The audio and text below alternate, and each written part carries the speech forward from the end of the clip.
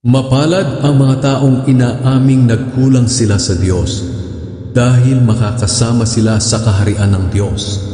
Mapalad ang mga naghihinagpis dahil aaliwin sila ng Diyos.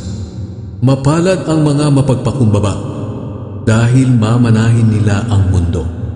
Mapalad ang mga taong ang hangad ay matupad ang kalooban ng Diyos dahil tutulungan sila ng Diyos na matupad iyon.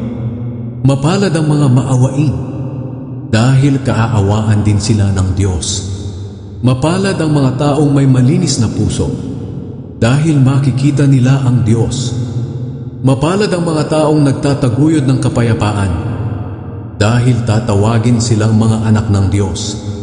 Mapalad ang mga dumaranas ng pag-uusig dahil sa pagsunod nila sa kalooban ng Diyos dahil makakasama sila sa kaharian ng Diyos.